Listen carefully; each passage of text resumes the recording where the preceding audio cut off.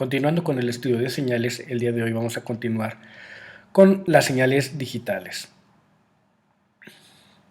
Recordamos de la clase o del video anterior que una señal digital se caracteriza porque para intervalos definidos de tiempo tengo amplitudes también previamente definidas.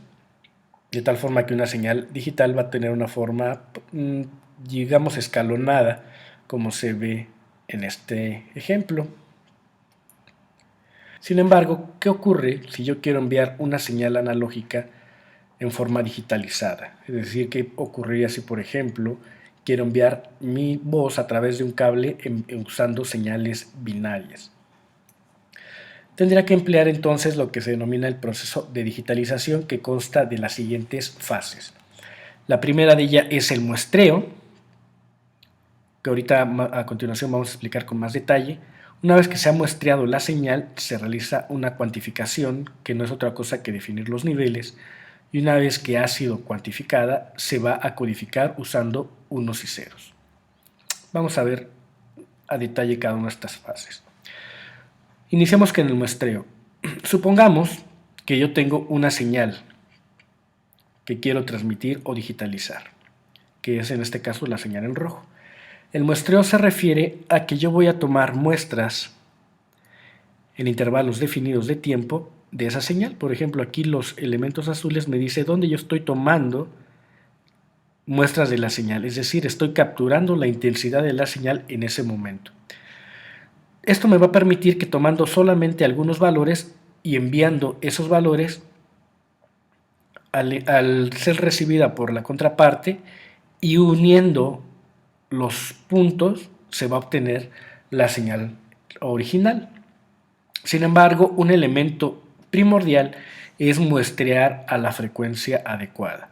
Si, por ejemplo, yo no muestreara a la frecuencia que aquí estoy mostrando, sino un poquito más espaciado, vamos a pensar que nada más hubiera tomado esta muestra, esta y así, cada 3, entonces la señal resultante sería algo así. ¿De acuerdo? Que como ven es muy diferente de la señal original. Para muestrear adecuadamente existe un teorema que nos define la frecuencia a la que se debe llevar a cabo ese muestreo, y es el teorema de Nyquist. El teorema de Nyquist nos dice que la frecuencia de muestreo mínima requerida para obtener una señal digital de calidad debe ser igual al doble de del ancho de banda, estrictamente hablando, pero estamos hablando de señales banda base, lo cual no voy a explicar de momento, pero vamos a decir que se debe tomar muestras al doble de la frecuencia máxima de la señal a digitalizar. ¿Sí? ¿A qué se refiere esto? Como ya habíamos mencionado, una señal analógica es una señal compuesta. ¿Sí? Vamos a pensar que esa es una señal que yo quiero transmitir. Y como habíamos mencionado, puede estar compuesta de varias señales. Puede estar compuesta de una señal así. Puede estar compuesta de otra señal. Vamos a pensar que tengo una señal así. En este caso quiere decir que mi señal original o la que me interesa transmitir está compuesta por varias otras y esta es la de frecuencia máxima. El teorema de Nyquist lo que me dice es, ok, si tú puedes reconstruir esta señal, entonces puedes reconstruir cualquier otra, ya que si las muestras que tú tomas son capaces de reconstruir la señal de frecuencia máxima, entonces con mayor razón podrías reconstruir cualquier otra de frecuencia menor. Una vez que la señal ha sido ya muestreada, lo que se hará es cuantificarla. ¿Qué quiere decir esto?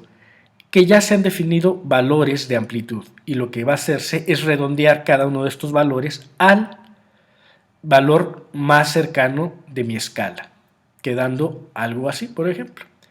Pero lo que ocurrirá también es que durante todo ese periodo se le va a dar a esa intensidad de señal, esa intensidad a la señal. Es decir, si se fijan, aquí son como pequeños escaloncitos que están definidos en amplitud por la muestra que previamente se había tomado y que se había redondeado.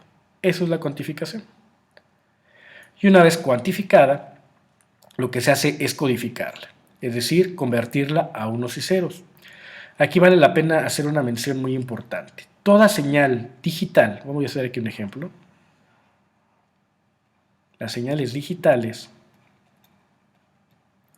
son todas aquellas que tienen rangos definidos de amplitud. Y dentro de las señales digitales existe un subconjunto muy importante que son las señales binarias, que son aquellas que cuentan únicamente con dos intervalos, con dos amplitudes, ¿no? En este caso, digamos, el 1 y el 0. Vamos a ver un poquito más adelante que existen otras formas de codificarlas, pero de momento vale la pena mencionar que las señales binarias son en realidad un subconjunto o parte de las señales digitales en su totalidad. Entonces, regresando al ejemplo que estábamos mencionando, una vez que la señal ha sido digitalizada, supongamos que esta es mi amplitud 0, es decir, este valor que acabo de mencionar aquí, lo codifico en binario. Aquí estoy poniendo un ejemplo, la verdad no sé si quedaría codificada con este código, pero aquí estoy mandando el primer valor que se muestreó y ya redondeado. Y aquí se está mandando el siguiente valor. Y así sucesivamente, de tal forma que ahora sí ya tenemos una sucesión de unos y ceros que representa la información analógica que quería transmitir. Y cuando se transmita, entonces el receptor hará el proceso inverso de conversión de la señal digital hacia la señal analógica original. Con esto es muy importante también entender el concepto de tasa de transmisión. La tasa de transmisión es también un elemento importante, ya que define la velocidad a la que los unos y ceros deben de viajar para que la señal, una vez reconstruida, sea reconstruida con la velocidad y con las características de calidad necesaria para ser reproducida y se escuche o sea prácticamente como la original. La tasa de transmisión entonces se refiere a cuántos bits pueden transmitir por un medio de transmisión por segundo y se mide en bits por segundo. Esta es la unidad. Vamos a ver un pequeño ejemplo. Vamos a ver. Supongamos que queramos digitalizar una señal de voz.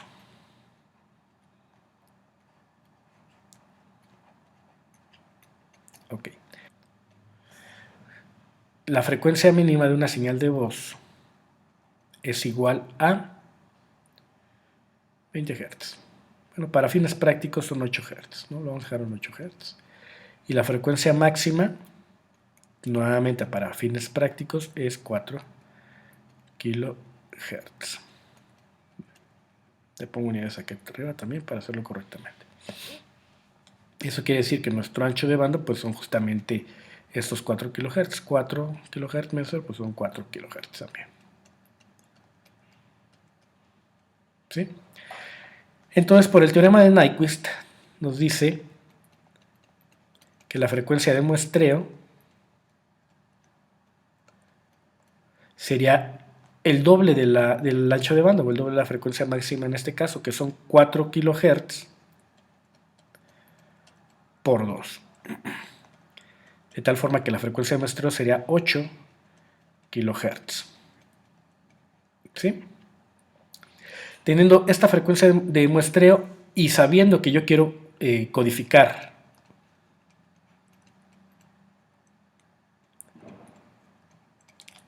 con 8 bits, entonces la tasa de transmisión sería igual a la frecuencia de muestreo por los bits de codificación, sería 8 kHz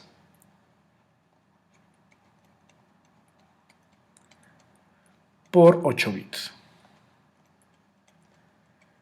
lo cual nos daría un total de 64 kilobits por segundo. Y esta es la unidad con la que representamos la tasa de transmisión. Eso quiere decir que si yo digitalizo una señal de voz para que ésta sea reconstruida en forma correcta y pueda obtener nuevamente la señal con la calidad necesaria y la velocidad necesaria, se requiere que se transmitan los bits a una velocidad de 64 kilobits por segundo. Si la velocidad es inferior a esto, voy a tener problemas o intermitencia o la señal va a escucharse muy distorsionada o a algunos otros problemas dependiendo del entorno, pero no voy a tener la calidad que se requiere. Entonces se precisan 64 kilobits por segundo. Y este es un dato muy importante dentro de las telecomunicaciones, ya que a partir de este dato es que muchas tecnologías fueron diseñadas y que eventualmente iremos viendo.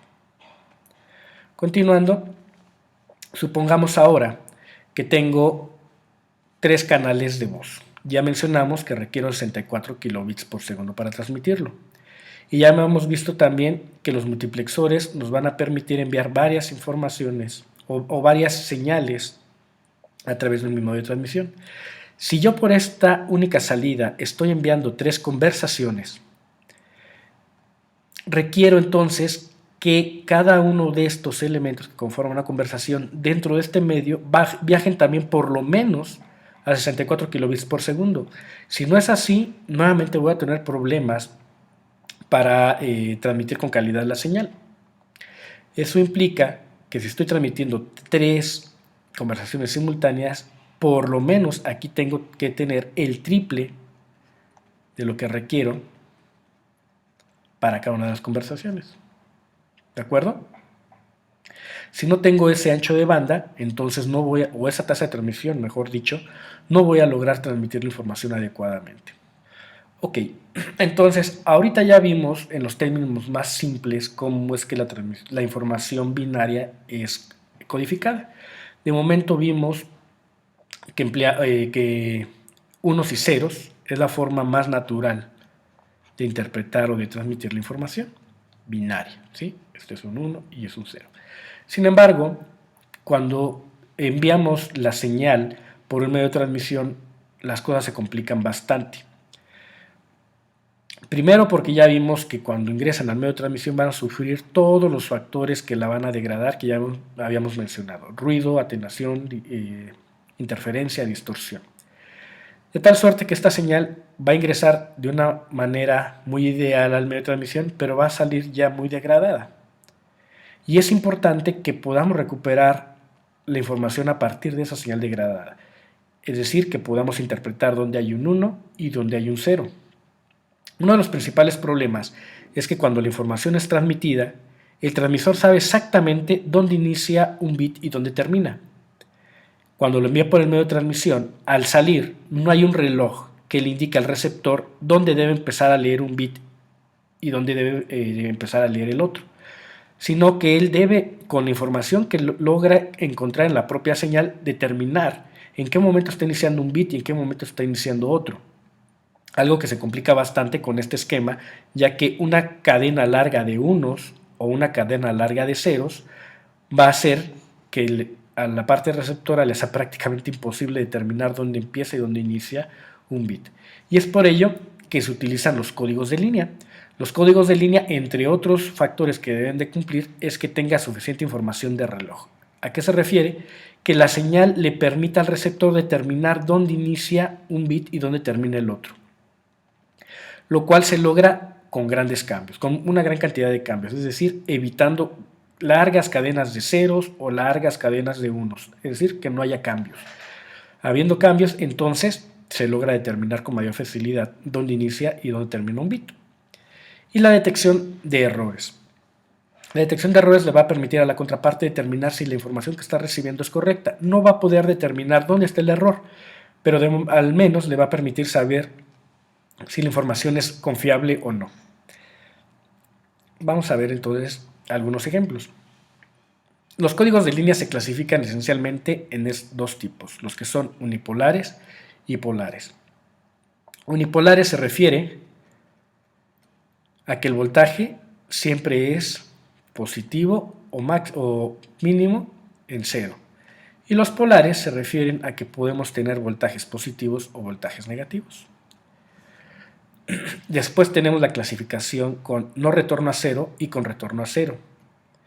Retorno a cero significa que en un periodo la señal va a adoptar el valor mencionado y terminando el periodo va a tomar el valor que sigue. Puede ser 1, puede ser 0. El que tiene retorno a cero significa que en un periodo de transmisión va a adoptar el valor que se le indique por el código de línea y va a regresar al valor de 0. Terminando el periodo podrá adoptar otro valor y regresar al valor de 0. ¿Sí? Estas son las clasificaciones. Veamos ahora algunos de estos códigos. Tenemos el código de línea NRZU, que es el más básico. Es a partir del cual se genera o que se toma como referencia para análisis de los demás. NRZ quiere decir no retorno a cero y unipolar. Y se caracteriza porque el 0 se representa con 0 volts y el 1 se representa con valor alto. Y es el código de línea de referencia. ¿Sí? Y el que intuitivamente nosotros entendemos como la forma en la que se transmiten los bits. El NRZ5, por ejemplo, lo que va a hacer es que, suponiendo que la señal, siempre se va a asumir que la señal al momento de iniciar la codificación viene en nivel bajo. Si este es el origen, entonces la señal viene aquí. Y el NRZ5 lo que va a hacer es que cuando encuentre un 0 va a cambiar de nivel. Si encuentra un 1, no cambia de nivel, es decir, se va a conservar en el nivel en el que estaba. Cuando encuentra un 0, nuevamente va a cambiar de nivel. En este caso estaba en alto, pues va a regresar a bajo. Encuentra nuevamente un 0 y vuelve a cambiar de nivel al opuesto. Y con los unos no va a cambiar de nivel. ¿Qué ocurre con este código de línea? Bueno, en realidad vemos que de todos modos vamos a tener cadenas largas de valores altos o cadenas largas de valores bajos, por lo cual no nos da mejor información de reloj. Veamos aquí ahora algunos otros. Ahora voy a ver con retorno a 0. Entonces tengo nuevamente el unipolar, pero con retorno a 0. Quiere decir que el 0 lo va a codificar con 0 volts, el 1 con nivel alto, pero durante medio periodo, después de medio periodo regresa a 0. El 1 nuevamente con un medio periodo y regresa a 0. El 0 son 0 volts, y nuevamente el 1 es valor alto durante medio periodo. Este código de línea sí tiene mejor información de reloj que el anterior, ya que las cadenas largas de unos, pues aquí no van a ser mayor problema. Sin embargo, sí van a ser problema las cadenas de 0. Entonces, otro código que se utiliza es el RZ polar. El RZ polar es nuevamente con retorno a 0, pero que cambia polaridad. El 0 se codifica con valor negativo durante medio periodo y después regresa a 0. El 1 es un valor alto y regresa a 0 después de medio periodo. ¿De acuerdo? Y así sucesivamente. El 0 es valor negativo medio periodo y regresa al valor original. Entonces, este código de línea, el RZ polar, sí nos da mejor información de reloj que los códigos anteriores que hemos visto. Sin embargo, no nos da la oportunidad de detectar errores. Aquí tenemos otro código que se emplea mucho, que es el código AMI. ¿Y qué ocurre con el código AMI? El 0 se codifica con 0 volts. El 1, el primer 1 lo va a codificar con valor alto y cada uno va a intercalar la polaridad, es decir, aquí tengo un valor negativo. Bueno, el primer 1 fue positivo, eso quiere decir que el segundo 1 va a tener polaridad negativa. Los ceros se codifican con 0 volts y el 1 nuevamente tiene polaridad positiva. El código AMI nos va a permitir entonces detectar errores, ya que si dos unos o dos, yo recibo dos voltajes consecutivos positivos, quiere decir que allí hay algún error. Otro código de línea que sí es muy utilizado es el Manchester. El Manchester lo que va a hacer es codificar hacia los extremos. Por ejemplo, en este caso el 0 lo manda a valor negativo y va a regresar por medio periodo, va a conservar ese valor negativo por medio periodo y después se va a ir al otro extremo. Y en el otro extremo el 1 lo codifica a valor alto y se va al otro extremo. Encuentra un 1, el 1 lo codifica a valor alto y se va al otro extremo. El 0 lo codifica en valor bajo y se va al otro extremo.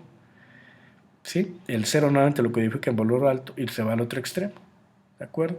Entonces estos dos códigos son en realidad los más empleados ya en la industria. Nos proveen mejor información de reloj y la capacidad de encontrar con mayor facilidad cuando una cadena trae errores. ¿Sí? Muy bien. Por último, vamos a ver la modulación digital. Ya vimos en las señales analógicas que se pueden modular en tres aspectos: en modulación, en amplitud, en frecuencia y fase. En el caso de la modulación digital existen los tres mismos esquemas de modulación, pero en este caso no se van a llamar AM y PM, sino que en el caso de la modulación digital van a recibir el nombre de shift keying. Por ejemplo, en este caso, ASK es Amplitude Shift Keying, y el mismo caso es para AF y para frecuencia y fase. Pero hay una característica, y es que para la modulación digital existe lo que se denomina modulación en cuadratura, que nos va a permitir combinar la modulación, algunos de esos esquemas de modulación en una sola para transmitir más cantidad de información. Ahorita lo vamos a ver con más detalle. La modulación ASK, bueno, no hay mucho que decir, es igual que la modulación en amplitud. La señal original o la señal que quiero transmitir, la moduladora, va a modificar la amplitud de la señal portadora, ¿sí? La modulación digital tiene por característica particular que modula señales digitales, se enfoca en modular señales digitales, pero van a notar que en realidad los conceptos son exactamente los mismos. La modulación por frecuencia igual lo que hace es modular dependiendo del valor de la señal en una frecuencia alta, en este caso para los unos, y una frecuencia más baja para los ceros. ¿De acuerdo? Y la modulación por fase, que sí es muy utilizada en señales digitales, ya que los cambios son abruptos y nos permiten utilizar frecuencias o fases muy bien definidas. Y aquí podemos ver nuevamente el ejemplo que habíamos puesto en el caso anterior. Una señal modulada, aquí tengo que los unos se modulan con una fase de 90 grados o de pi medios radianes, y los ceros se modulan con una fase de 180 grados o pi radianes. Recordemos que esta señal aquí tengo pi medios radianes o 90 grados, y aquí tengo 180 grados o pi radianes.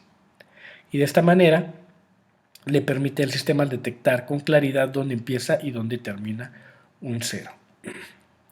Finalmente, la modulación en cuadratura. Aquí les pongo este ejemplo, este gráfico para que lo tomemos en cuenta, que nos va a ser de gran importancia ahorita que vayamos analizando el ejercicio.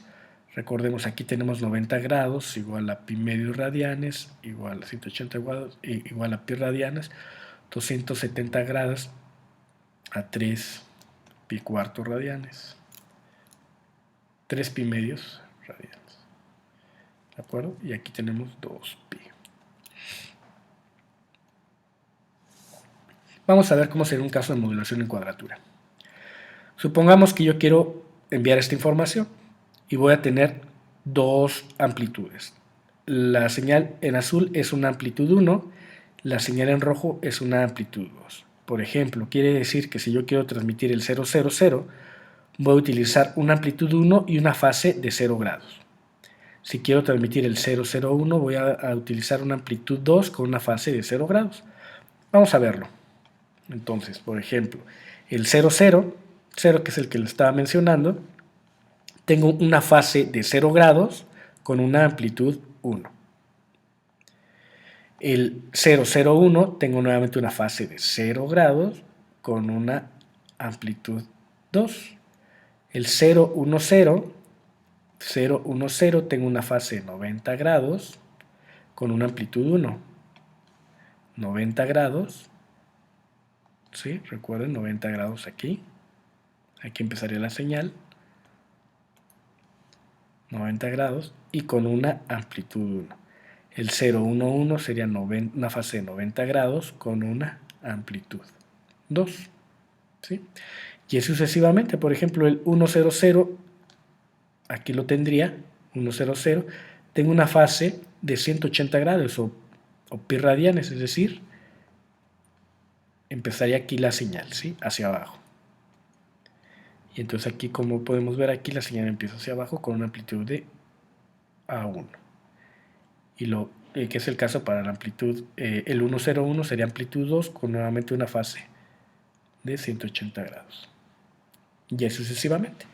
Esto nos permite que la transmisión o la velocidad de transmisión puede llegar a ser, en este caso, el triple de lo que yo haría con una sola modulación. Es decir, si solo modulara en amplitud o en frecuencia, únicamente estaría transmitiendo aquí un solo bit.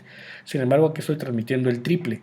Y esto no me permite que, combinando estos dos tipos de modulación, pueda incrementar sustancialmente la velocidad de transmisión de la señal.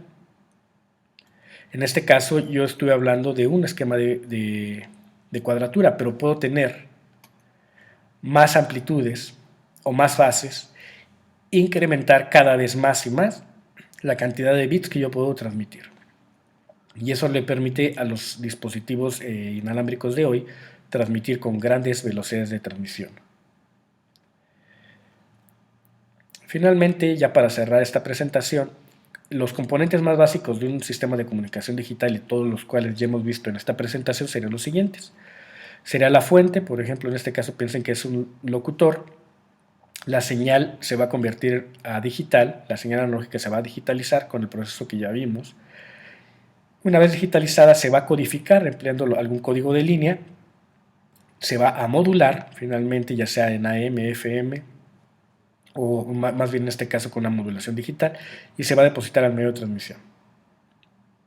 La señal, una vez que llega a su destino, va a ser demodulada, nuevamente decodificada a partir del código de línea y convertida de digital a analógica para que pueda ser nuevamente reproducida o percibida por el usuario final. ¿Sí? Muy bien, de momento vamos a dejar aquí este estudio básico de las señales digitales y estos conceptos los vamos a utilizar más adelante.